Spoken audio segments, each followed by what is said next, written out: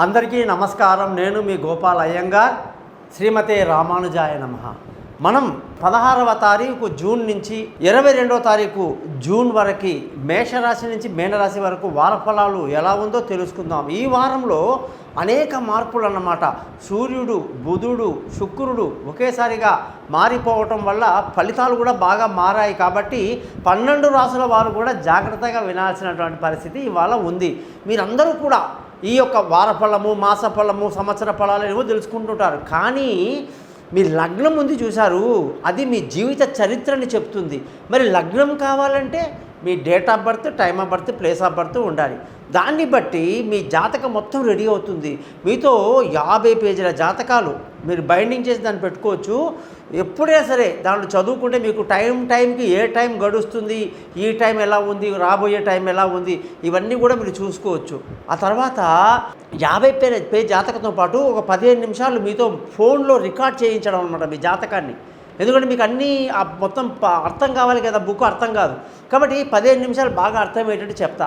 ఆ తర్వాత ఖచ్చితంగా ప్రతి మనిషికి అన్నీ కావాలంటే కుదరదు కదా, ఏదో సమస్యలు ఉంటాయి. ఏ సమస్యకైనా సరే పరిహారం చేసుకుంటే వస్తుంది.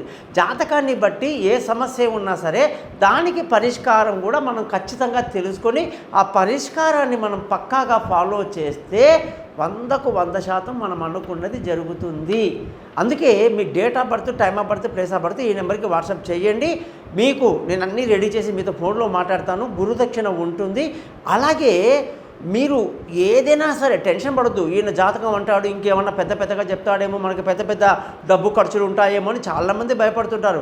నా పేరు అలా కాదండి. నా పేరే thesimple.astrologer.com.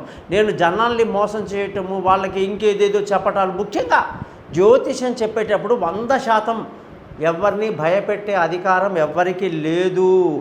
ఎవ్వరికి కూడా ప్రాణగండం ఉంది, ఆ గండం ఉంది, ఈ గండం ఉంది అని చెప్పే అధికారాలు లేవు. పుట్టించిన బ్రహ్మకే లేదు, మరి మనిషికి ఎట్లా ఉంటుంది? కాబట్టి అలాన్నీ ఏమి ఉండవండి.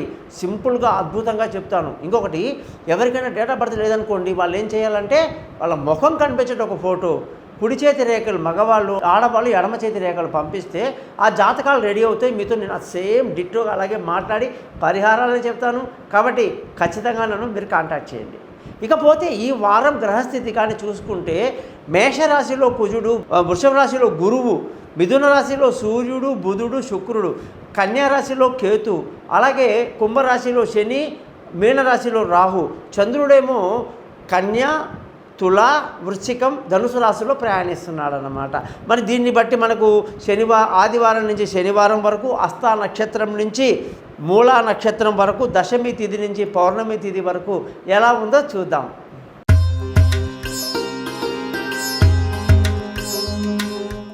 మేషరాశి వాళ్ళందరికీ కూడా 16వ తారీఖు జూన్ నుంచి 22వ తారీఖు జూన్ వరకు గ్రహాల స్థితిని బట్టి సూర్యుడు మిథున రాశిలోకి వెళ్ళడం వల్ల దూర ప్రయాణాలు ఇబ్బందికరంగా ఉంటాయి. పై చదువుల కోసం విదేశాలకు వెళ్ళాలి, చదువుకోవాలి అని ఆప్షన్ ట్రై చేసే వాళ్ళకి కాస్త ఎదురు దెబ్బలు పడతాయి.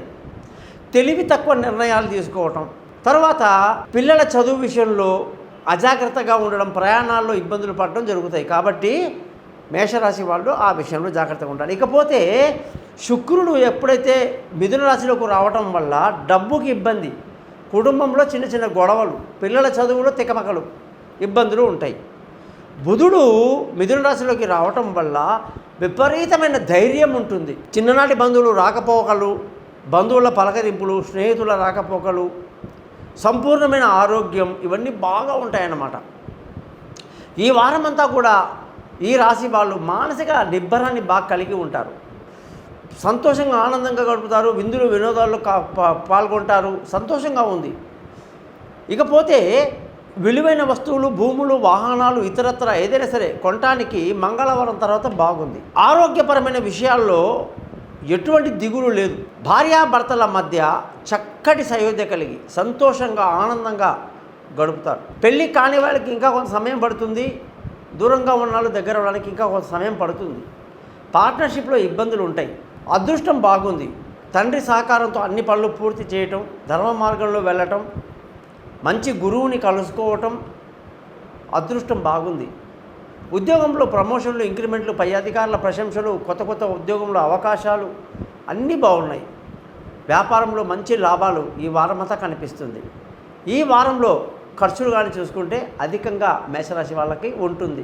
కాబట్టి మేషరాశి వాళ్ళు రెగ్యులర్గా తమకు నచ్చినటువంటి ఆంజనేయ స్వామిని కానీ నరసింహస్వామిని కానీ కొలుచుకోవటం మంచిది. సో విన్నారు కదా, 12 రాశులకు జాతకం మొత్తం కూడా గోచార పరంగా వారఫలం ఎలా ఉందో తెలుసుకున్నారు. మరి మీ జీవితకాలం ఎలా ఉంటుంది, జరుగుతున్న దశ ఏమిటి, జరగబోయే అంతర్దశ ఏమిటి, మంచిదా చెడుడా, మరి మన లగ్నము, నక్షత్రము, రాశి పద్ధతులు అన్నీ తెలుసుకోవడానికి కోసం తప్పకుండా మీరందరూ కూడా thesimpleastrologer.com అనే యూట్యూబ్ని సబ్స్క్రైబ్ చేసి నన్ను కాల్ చేసి నా చేత జాతకాలు చెప్పించుకుంటారని ఆశిస్తూ, నా గురించి మీ బంధువులకి, స్నేహితులకి చెప్పడం మర్చిపోరని మీకు మరోసారి గుర్తు చేస్తూ సెలవు తీసుకుంటున్నాను. మీ గోపాల్ అయ్యంగార్.